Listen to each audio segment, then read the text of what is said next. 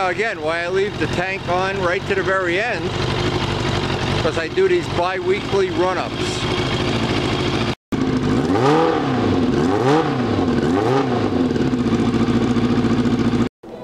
Another sign that winter is here. Our 100-foot cover goes over the lawn furniture, and we say goodbye to the 2018 season and hello to the real restoration season. Now, we're not at the point yet in this project where I'm going to start laying out the graphics, and John Pothier has sent me this picture as just one example of we're looking at the FZR here, the little logo. We want to make a custom logo, among other things. So just thought I'd do a little preview here if anybody has any great ideas about doing the logos on this. I know Mark did some custom logos on his. I'm looking forward to designing that part of it up, but right now we have bigger fish to fry. So what I did, I laid Steve's parts out. The white is absolutely perfect. This worked out great. This part is ready for real finishing. But when I went to do this, I noticed, see these spots coming through? Those are, I don't know if you can see them right there. These are oil spots or contamination spots or something that's not right on that. And I have a gut feeling that's going to have to be all stripped down, reprimed, whatever. I'm looking at the gas tank. I know there's a lot of Bondo bodywork, and I wanted to try that new Bondo out that I just got from Chard. And I know there's a lot of repairs on the fairing parts. So I just wanted to use this opportunity just like a progress report. People are watching this stuff every day. Let's hope they're watching every once in a while anyway.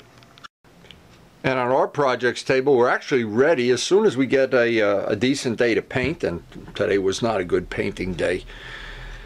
Again, we got issues with humidity and rain and possible snow and everything, but I'm ready to test that yellow. See, that yellow is going to tell me, it's going to let me lay out the graphics and figure out how I want to do this. We got the headlight section of Steve's project totally squared away. This little side pieces totally fisheye free. And working on these fisheyes, there's a lot of ways to work on fisheyes. We got rid of all the fisheyes in the side parts. So I was really happy with that. But that one piece on the fairing, now I have two tables full of parts here. That one piece, I have a feeling there's some real contamination on that. And in the worst of all worlds, I'm going to have to strip this all down again, because again, look at how that's mottling through. So again, I know Steve is, you know, he used some different primers and different things. So again, that's going to be another fisheye adventure, I think. So John is already laying out some tentative FZR W graphics.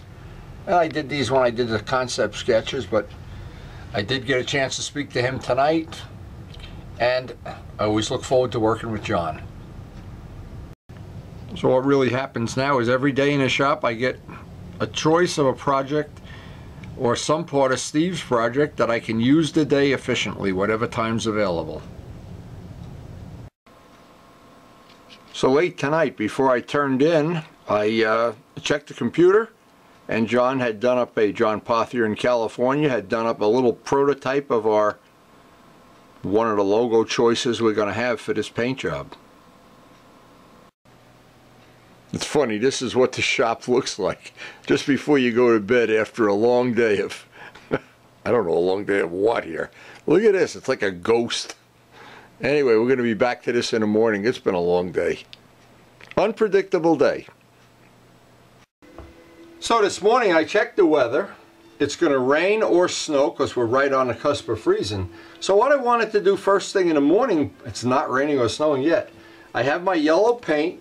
I wanted to share some good information. Whenever I buy a can of paint, I always write what motorcycle or project it's for and the date. Because a lot of times I've bought the same paint 3 or 4 times. And I always want to use up the appropriate paint for that job, of course. Now, for people that don't really understand this or know it, you have custom-made paint. What I want to do, I want to keep a copy of this label. You can take a picture with you if you have a smartphone, or you can just cut the label off. it tells you how much of everything that's in here. Now, in this case, it's a custom mixed color, so I really want to make sure I save this label, because if I ever need, or if somebody else wants to use this color, we want to have that information available. And I always write on it, if it's, in this case it's 4th dimension, and we always make fun of it, what company made it. Although most of these paints you can mix, I never want to take a chance if I don't have to. So saving that label is an important thing when we get ready to do a test. You can always tell on my mixing bench, this kind of work is messy. It gets, but every one of the cans has what project it's for, what thinner it is, whatever. We've got drawer after drawer full of these cans of paint that have a little bit left in them.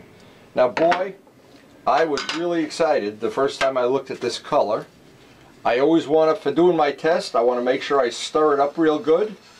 Mix up a batch with 50% mid-temp thinner. A day like today, and maybe I can get the fender painted just as a test. We'll see how the weather holds out. I always have to base what I do every day around the most common thing of all here, that I have to deal with the weather, especially this time of year. We do all our restoration in the winter, and one of the downsides is it can be 3 separate days. It can be below freezing, paintable, and then in the afternoon it pours or you have snow.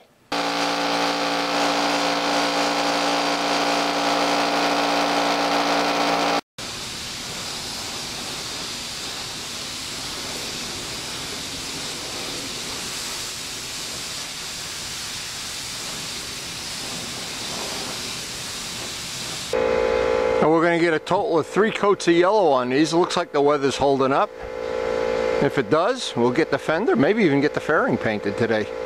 That is a nice color yellow. But 3 coats to get the color just the way we want it. Now, of course, the color will change a little bit when we get the clear on. It looks like we're real close right now.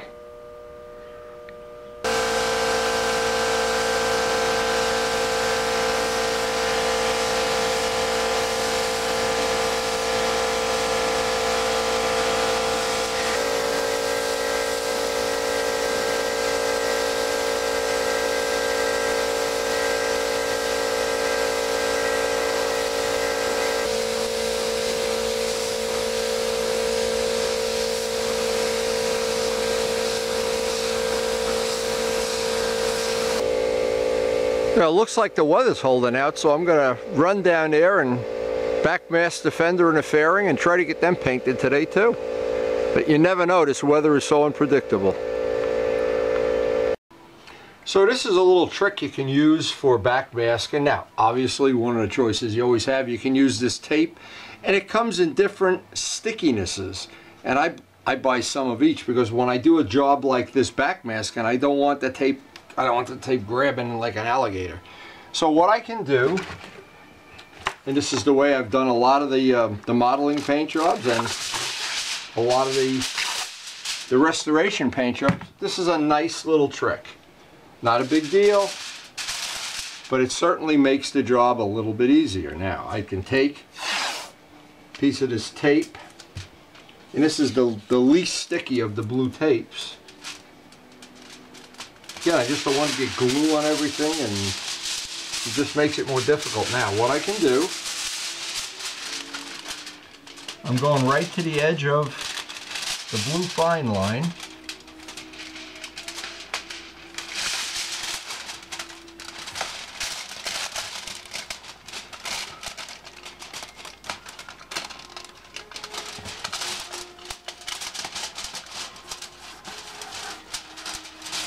Boy, that yellow really does look nice. Now, it's going to get a little bit darker when we put the clear on. Definitely not going to put the clear on today because we're in a race against time.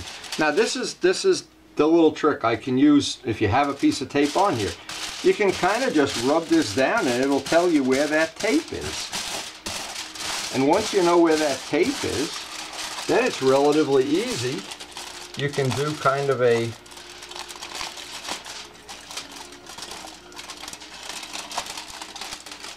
and you'll notice when you do this, blades don't last too long. I don't know why. They don't like to cut aluminum, I guess. is the right word. Now all this is buying me is that I don't have to have a bunch of tape sticking onto my paint job. So now that I have that piece off,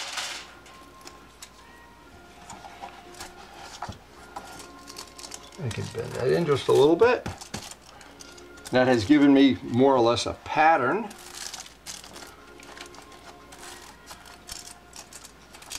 Just, if I don't get it exactly right, I can just tuck it in. Now I can take another piece of my tape, go right over to the edge, and if I really want to be fussy, and I do, I can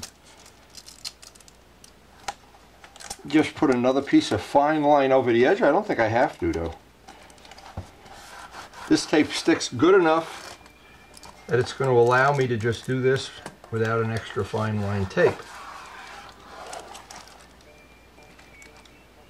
Now I see one little spot here, little spot where the tape wrinkles because you're going over a curve. So you've got to make sure that all of these little gaps are filled. Okay, the last step is just tack rag everything down again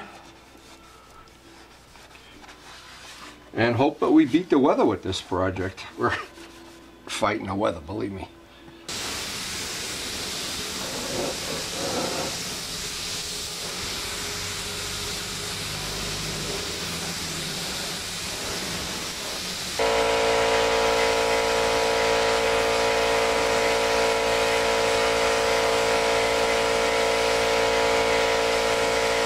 Believe it or not, we saw a little bit of sunshine there. Can't believe it on a day it's supposed to rain or snow. Looks like we will get the fairing done. I'm going to run down and have a cup of coffee and go get that fairing taped off.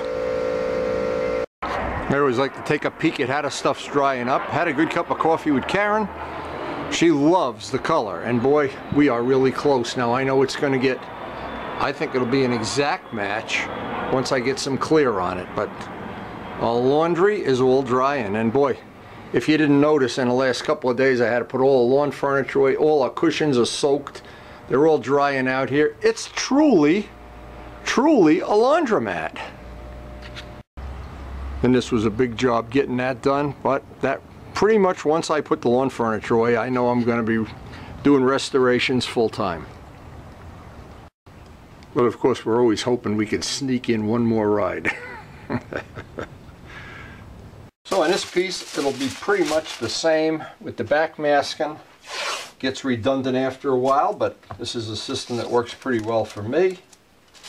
If it works for you, even better, of course. And of course, I always give the credit to the late Walt Prey.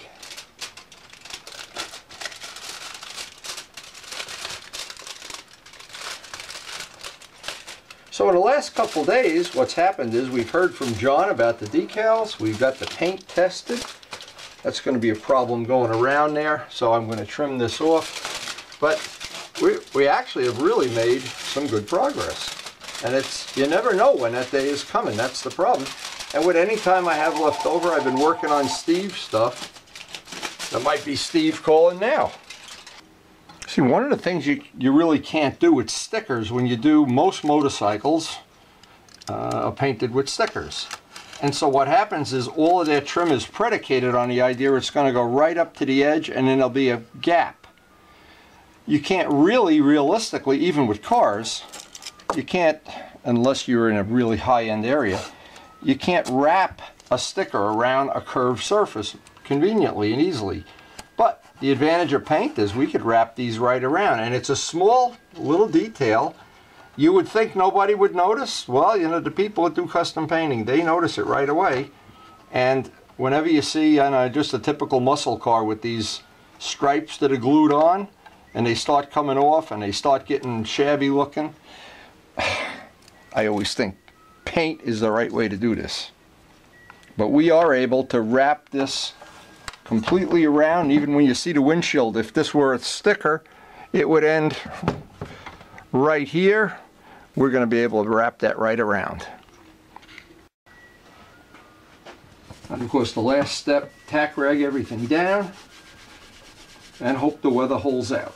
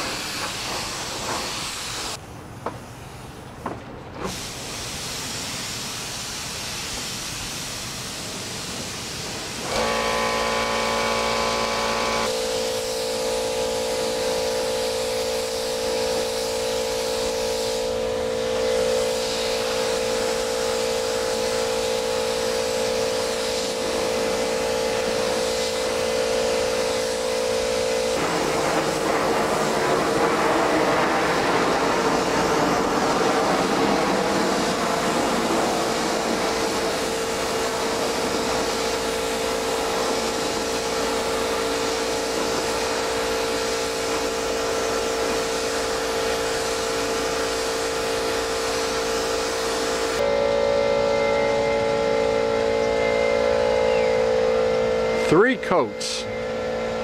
Boy, that yellow just pops. I can't wait to get some clear on this. But we have really lucked out with the weather. It was supposed to be raining by now, or snowing. This was a really nice, successful day, and we did really beat the weather here today. As I'm watching this dry up, wow, that's going to be nice. That is just going to be nice. Now, remember, these colors change, some more than others, once the clear is applied, but boy, that color really pops right now. That is really exceeds my expectations. So I hope you enjoyed the video. Enjoy our adventures in restoration. And of course, thanks for watching, and thanks for coming over and helping me put the lawn furniture away. We are ready to assume a full season of restoring motorcycles. Thanks for watching.